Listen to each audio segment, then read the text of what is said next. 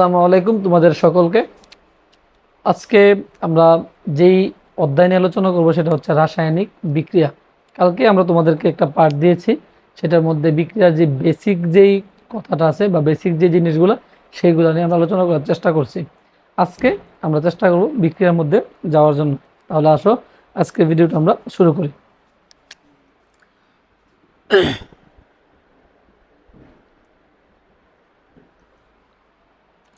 কালকে আমরা এটা বলছিলাম যে কার্বন, হাইড্রোজেন এবং সালফার, কার্বন, হাইড্রোজেন এবং সালফার এই তিনটা মৌল ধনাত্মক ও ঋণাত্মক উভয় হিসেবে কি করে কাজ করে আমি বলছিলাম। তাহলে এবং তোমাদেরকে আমি যোজনীগুলো বলছিলাম, যদি যোজনীগুলো মনে রাখলে, আর না হয় যদি ভালো করে শিখতে চাও তাহলে অবশ্যই আমার ফেসবুক পেজের মধ্যে ভিডিও দেওয়া আছে, দেখে নেবে একটু। তোমরা যদি খেয়াল করো, ধরো আমি হচ্ছে সি এবং হাইড্রোজেন মানে কার্বন এবং হাইড্রোজেন আমরা বিক্রিয়া করার চেষ্টা করব। এর আগে আমি আবারও বললাম এই যে আমরা বলছি বিক্রিয়ার কিছু শর্ত আছে। সেই বিক্রিয়ার শর্তগুলোর মধ্যে কি ছিল? বিক্রিয়ার শর্তগুলোর মধ্যে এমন ছিল, প্রথম শর্তে ছিল যে ধনাত্মক ও ঋণাত্মক কি করা, চিহ্নিত করা। তারপরে বলছিলাম আমরা বিক্রিয়া কি করা, সম্পন্ন করা। তারপরে কি বলছিলাম যে যোজনীর আদান প্রদান করা। তারপরে বলছিলাম সমতাকরণ করা। তাহলে আসো এই চারটা নিয়ম তুমি একটু মাথায় রাখলে বিক্রিয়াগুলো ইজিলি সমাধান করতে পারবা। আমরা যদি কার্বন এবং হাইড্রোজেন যদি তুমি যদি লক্ষ্য করো, তাহলে কার্বন এখানে এখানে হচ্ছে কার্বন হচ্ছে প্লাস, হাইড্রোজেন হচ্ছে মাইনাস ধরো। কিন্তু তোমরা তো বলবা যে ভাই হাইড্রোজেনও তো প্লাস, হাইড্রোজেনও তো প্লাস, কার্বনও তো প্লাস। কারণ এখানে বলছি কার্বন, হাইড্রোজেন এবং সালফার এই তিনটা মৌলই কি করে ধনাত্মক ও ঋণাত্মক উভয় হিসেবে কি করে কাজ করে। তাহলে যেহেতু তিনটা মৌল ধনাত্মক ঋণাত্মক হিসেবে কাজ করে, আমি যেহেতু দুইটা মৌলেরই এই কার্বন এবং হাইড্রোজেনটা একই সাথে বসাইছি, তাহলে অবশ্যই অবশ্যই দুইটাকে আমি প্লাস ধরতে পারি। তোমার স্বাভাবিক প্রশ্ন আসবে, বা তুমি বলবা ভাই আপনি কার্বনকে প্লাস ধরছেন, না আমি হাইড্রোজেনকে প্লাস ধরবো। বা আমি হাইড্রোজেনকে যদি ঋণাত্মক ধরি, আমি ধরছি হাইড্রোজেনকে ঋণাত্মক, তুমি বলবা না ভাই আমি হাইড্রোজেনকে প্লাস ধরবো, কার্বনকে ঋণাত্মক ধরবো, তাও তুমি পারবা। একটা কথা মনে রাখবা, সমধর্মী চার্জ পরস্পরকে কি করে বিকর্ষণ করে এবং বিপরীত ধর্মী চার্জ পরস্পরকে কি করে আকর্ষণ করে। তো এই ক্ষেত্রে এই যে বিক্রিয়ার ক্ষেত্র সেম, ধনাত্মক এবং ঋণাত্মক কি করতে হবে, চিহ্নিত করতে হবে। ধনাত্মক এবং ঋণাত্মক মানে কি বিপরীত চার্জ ধর্মী তারা। আর এই বিপরীত চার্জধর্মী থাকার কারণে তাদের মধ্যে বিক্রিয়াটা কি হবে, সংঘটিত হবে। তুমি যদি খেয়াল করো, কার্বনটা যদি আমি প্লাস ধরি, হাইড্রোজেনকে আমি কি ধরছি, মাইনাস ধরছি। দ্বিতীয় শর্ত কি বলছি আমি, প্রথম শর্ত আমাদের শেষ হয়েছে, দ্বিতীয় শর্ত বলছে কি বিক্রিয়া সম্পন্ন করতে হবে। কার্বন এবং হাইড্রোজেন, কার্বন এবং হাইড্রোজেন বিক্রিয়া সম্পন্ন করলাম। তৃতীয় শর্ত কি, যোজনীর আদান প্রদান করতে হবে। এখন আসুন, এই যে কার্বনের যোজনী কত, এক, কার্বন যোজনী হচ্ছে 2, 4, 6, এই তিনটা যোজনী কার্বনের আছে। আমি একটু পোস্ট কর হ্যাঁ, দেখ কেটে দেবো এটা।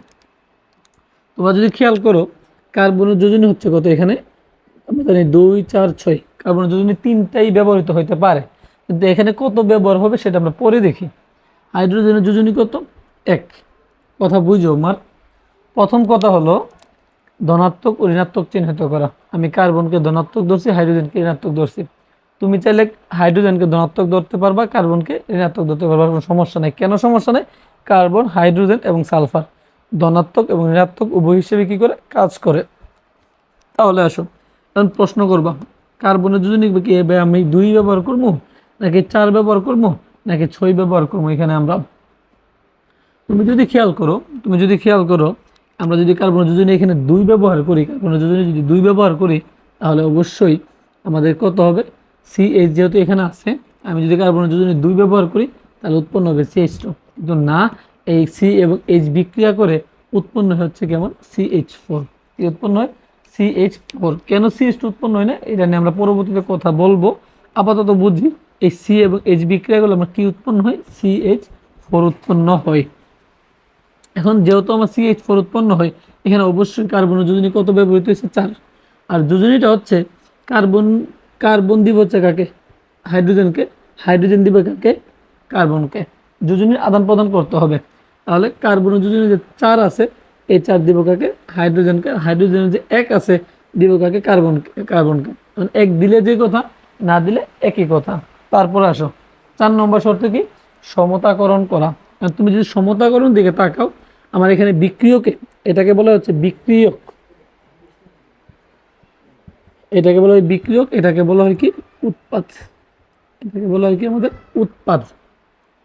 এখন এই যে হাইড্রোজেন, বিক্রিয়ক আছে একটা মাত্র হাইড্রোজেন, উৎপাদ আছে 4টা হাইড্রোজেন, তাহলে আমার 4টা হাইড্রোজেন তো সমান হয় নাই, বিক্রিয়ক এবং উৎপাদে তো পরমাণু সংখ্যা সমান হয় নাই। কিন্তু তুমি যদি লক্ষ্য করো, বিক্রিয়কে কার্বন একটা এবং উৎপাদে কার্বন একটা, এটা মিলে, কিন্তু হাইড্রোজেন সংখ্যাটা কিন্তু মিলে না। যেহেতু হাইড্রোজেন সংখ্যাটা মিলে না, সেহেতু তোমার মিলাতে হবে। সেই জন্য তুমি এখানে একটা কি দিবা, 4 দিবা। তুমি এখানে একটা কি দিবা, 4 দিবা। এখানে একটা 4 দিলে তোমার বিক্রিয়াটা কি হবে, সম্পন্ন হবে। ঠিক আছে, প্রথম কথা ধনাত্মক ঋণাত্মক চিহ্নিত করছি আমরা, বিক্রিয়া সম্পূর্ণ করছি আমরা। তৃতীয় শর্ত কি, যোজনী আদান প্রদান করছি আমরা। চতুর্থ শর্ত কি, সমতাকরণ করা। এই যে বিক্রিয়ক এবং উৎপাদে পরমাণুর সংখ্যা দেখো সমান সমান। এরপর আসো একটা প্রশ্ন, কমন প্রশ্ন। তুমি যে প্রশ্নটা করবা, প্রশ্ন করবা হচ্ছে যে ভাই আপনি তো বলছিলেন যে hydrogen, chlorine, fluorine, bromine, iodine এগুলো হচ্ছে মৌলিক গ্যাস, এবং আরও আছে যেগুলো হচ্ছে N2 আছে এবং হচ্ছে অক্সিজেন আছে, এগুলো হচ্ছে মৌলিক গ্যাস। এই মৌলিক গ্যাসগুলো যখন বিক্রিয়ায় অংশগ্রহণ করবে, তখন অবশ্যই তাদের শেপটা ঠিক এরকম দাঁড়াতে হবে। এখন স্বাভাবিকভাবে এই যে মিথেনের যে বিক্রিয়াটা হচ্ছে এভাবেই হয়। আর তুমি যদি ওই কথায় যাও, তখন তোমার বিক্রিয়াটা কেমন, C+H2। তখন যখন তুমি বিক্রিয়াটা করাবা, এটা যদি প্লাস ধরো, এটা কি আমার মাইনাস। কারণ এই কার্বন ধরবে কাকে, হাইড্রোজেনকে, তাহলে সি এবং এইচ, বিক্রিয়া সম্পন্ন হলো। যোজনীর কি করতে হবে, আদান প্রদান করতে হবে। কার্বনের 2 4 6 আছে, আমরা 4 ইউজ করবো এখানে, তাহলে হচ্ছে কত আমাদের 4। হাইড্রোজেনের কত আমাদের 1, দিলে যে না দিলে একই কথা। তাহলে দেখো এখন 4 নম্বর শর্ত কি, সমতাকরণ করা। বিক্রিয়কে কার্বন একটা, উৎপাদে কার্বন একটা, বিক্রিয়কে হাইড্রোজেন 2টা, উৎপাদে হাইড্রোজেন কয়টা, 4টা। তবে তোমার সমতাকরণ করতে গেলে, সমান সমান করতে গেলে পরমাণু সংখ্যা অবশ্যই সামনে একটা কত দিতে হবে, 2 দিতে হবে। যখন 2 দিবা, তখন বিক্রিয়াটা সম্পন্ন হবে। তবে আমি বলবো তোমাদের বইয়ের বিক্রিয়া হচ্ছে এটা, এটা খেয়াল করো। তারপরে যাও ছোট ছোট বিক্রিয়াগুলো একটু বোঝার চেষ্টা করো। পানির যে বিক্রিয়াটা আছে, আমরা যদি দেখি H2 প্লাস কত আমাদের O2, কারণ তাদের আমরা কেন H2 প্লাস O2 লিখছি, আমি কেন H এবং O লিখি নাই, প্রশ্ন করতে পারো। আমি H এবং O এই জন্য লিখি নাই, কারণ তারা হচ্ছে মৌলিক গ্যাস। তারা কি গ্যাস, মৌলিক গ্যাস। আর মৌলিক গ্যাসগুলো অবশ্যই তুমি কি করবে, এই শেপে বিক্রিয়া করাতে হবে। তাহলে প্রথম শর্ত, ধনাত্মক ও ঋণাত্মক কি করতে হবে, চিহ্নিত করতে হবে। তাহলে হাইড্রোজেন হচ্ছে কি ধনাত্মক, অক্সিজেন হচ্ছে কি ঋণাত্মক। ধনাত্মক কাকে ধরবে, ঋণাত্মককে ধরবে, H এবং O। ঠিক আছে, বিক্রিয়া সম্পন্ন হলো, দ্বিতীয় শর্ত শেষ। তৃতীয় শর্ত কি, যোজনীর আদান প্রদান করা। হাইড্রোজেন যোজনী হচ্ছে 1, অক্সিজেন যোজনী হচ্ছে 2। হাইড্রোজেন দিবে কাকে, অক্সিজেনকে, অক্সিজেন দিবে কাকে, হাইড্রোজেনকে, পানি উৎপন্ন হইল। এখন তুমি যদি লক্ষ্য করো একবার, বিক্রিয়কে হাইড্রোজেন 2টা এবং অক্সিজেন 2টা, কিন্তু উৎপাদের দিকে তুমি যদি তাকাও একবার, উৎপাদে হাইড্রোজেন 2টা, অক্সিজেন কয়টা, একটা। এখন হাইড্রোজেন সংখ্যা তো সমান হয়েছে, কিন্তু অক্সিজেন সংখ্যা তো সমান হয় না। এই 1 দিলে যে কথা, না দিলে একই কথা। বিক্রিয়কে অক্সিজেন 2টা, উৎপাদে আমার একটা, তাহলে বিক্রিয়ক এবং উৎপাদে তো সমান হয় নাই। এখন আমাদের সমান কি করতে হবে, সমান করতে হবে। সমান করতে গেলে এই সামনে একটা অবশ্যই 2 দিতে হবে। কেন সামনে 2 দিতে হবে, কারণ আমার অক্সিজেন সংখ্যা সমান করতে হবে। এই 2 দিলে অক্সিজেন সংখ্যাটা কি হবে, সমান হবে। কিন্তু ঝামেলা কি হবে, এই 2 দেওয়ার ফলে অক্সিজেন বিক্রিয়ক এবং উৎপাদ মিলে, কিন্তু এই 2 দেওয়ার কারণে এই যে এখানে হাইড্রোজেন করে হইতেছে, 4টা হাইড্রোজেন হইতেছে। যেহেতু 4টা হাইড্রোজেন হইতেছে, সেহেতু তোমার কি করতে হবে, এই বিক্রিয়ক আবার হাইড্রোজেন কি করতে হবে, সমান করতে হবে। এইটুকু কথা বুঝাতে পারছি, আশা করি পানির বিক্রিয়াটা তোমরা বুঝতে পারছো। এবং আরেকটা কথা মনে রাখবা, পানির যে আয়নিত অবস্থাটা, পানির যে আয়নিত অবস্থাটা, এই পানির যে আয়নিত অবস্থাটা, এটা সবসময় মনে রাখবা। পানিকে বাংলে পাবা H+ এবং কি পাবা OH-। এটা একটু মাথায় রাখবা। এটা হচ্ছে অষ্টম অধ্যায় যখন পড়াবো তখন দেখবা। এখন আসো, তারপর যদি যাও, কার্বন প্লাস হচ্ছে অক্সিজেন, একদম বেসিক যে বিক্রিয়াগুলো, ছোট ছোট যে বিক্রিয়াগুলো, এগুলো আমরা আজকে শেষ করব। নেক্সট ভিডিওতে আমরা বড় বড় বিক্রিয়াগুলোর দিকে যাব। এখানে কার্বন হচ্ছে কি প্লাস, অক্সিজেন হচ্ছে কি মাইনাস। এখানে কার্বন প্লাস, অক্সিজেন কি মাইনাস। তাহলে স্বাভাবিকভাবে এই কার্বন কাকে ধরবে, অক্সিজেনকে ধরবে, ধনাত্মক ঋণাত্মককে ধরবে। ঠিক আছে, এই যে কার্বন এবং কি অক্সিজেন ঠিক আছে হইলো, এবং বিক্রিয়া সম্পূর্ণ হইলো, ধনাত্মক ঋণাত্মক চিহ্নিত করা শেষ হইলো। এখন কি করতে হবে? যোজনীর আদান প্রদান করতে হবে। তুমি যদি খেয়াল করো এখানে কার্বনের যোজনী হচ্ছে আমরা জানি 2, 4, 6 জানি, অক্সিজেনের যোজনী আমরা 2 জানি। একটা কথা মনে রাখবা, যোজনীকে যদি 2 দ্বারা ভাগ যায় তাহলে অবশ্যই তুমি 2 দ্বারা ভাগ দিবা। যোজনীকে যদি 2 দ্বারা ভাগ যায় অবশ্যই 2 দ্বারা যোজনীকে তুমি ভাগ দিবা। তাহলে এখানে অক্সিজেনের যোজনী যে 2, তাকে অবশ্যই 2 দ্বারা কি যায়? ভাগ যায়। আর আনসার হচ্ছে কত আমাদের? 1। ঠিক আছে। আমি যদি কার্বনের যোজনী এখানে 2 ব্যবহার করি তাহলে কি দাঁড়াবে? 2/2 মানে কত? 1। তাহলে কার্বনের যোজনী 1, অক্সিজেনের যোজনী কত? 1। যখন 1 1, তখন তুমি অক্সিজেন দিব কার্বনকে, কার্বন দিব অক্সিজেনকে, 1 1। তাহলে এটা উৎপন্ন হচ্ছে মনো অক্সাইড। তাহলে আমরা মনো অক্সাইড দেখলাম, যখন 2 ব্যবহার করি 2টার যোজনী তখন মনো অক্সাইড উৎপন্ন হয়। কিন্তু যখন তুমি কার্বনের যোজনী 4 ব্যবহার করবা তখন আমাদের কত আসবে? 2 আসবে। তাহলে এই কার্বনের যোজনী কত? 2। কেন ভাগ করতেছি? যদি যোজনীকে 2 দ্বারা ভাগ যায় এবং ভাগ যাওয়ার পরে যদি পূর্ণ সংখ্যা আসে, কি সংখ্যা আসবে? পূর্ণ সংখ্যা যদি আসে তখন অবশ্যই কি দিবা? ভাগ দিবা। তাহলে এখানে কার্বনের কত আসছে? 2। এই 2 দিবা কাকে? অক্সিজেনকে। অক্সিজেনকে। আর অক্সিজেনের কত? 1 দিবা কাকে? কার্বনকে। আর অক্সিজেন 1 দিলে যে কথা, না দিলে এক কথা। তাহলে উৎপন্ন হয়েছে কি? Carbon dioxide. তুমি যদি খেয়াল করো, বিক্রিয়কে কার্বন একটা, উৎপাদে কার্বন একটা, বিক্রিয়ক অক্সিজেন 2টা, উৎপাদে অক্সিজেন 2টা, তাহলে সমতাকরণ কোনো কি নেই, প্রয়োজন নাই। তুমি যদি আরেকটা বিক্রিয়ার দিকে তাকাও, ছোট বিক্রিয়া সালফার প্লাস হচ্ছে অক্সিজেন, আমরা যদি এটার দিকে তাকাই, এখানে বলছি আমরা এটাও বলছিলাম কালকে যে যেগুলো ধাতু সেগুলো ধনাত্মক, যেগুলো অধাতু সেগুলো কি ঋণাত্মক, এই কথা আমরা বলছি। এখন এই সালফার তো একটা অধাতু, অধাতু হওয়া সত্ত্বেও সে কি হয়? ধনাত্মক ধরতে হবে, কারণ এই দুইটা কি হয়ে যায়? অধাতু চিন্তা করলে দুইটাই ঋণাত্মক হয়ে যায়। দুইটা একই ধর্মী চার্জ বিক্রিয়া করতে পারে না, সেই হিসেবে এই সালফারকে আমাদের কি ধরতে হবে? ধনাত্মক ধরতে হবে। তাকে যদি ধনাত্মক ধরি তাকে আমার ঋণাত্মক ধরতে হবে। সালফার কাকে ধরবে? অক্সিজেনকে ধরবে।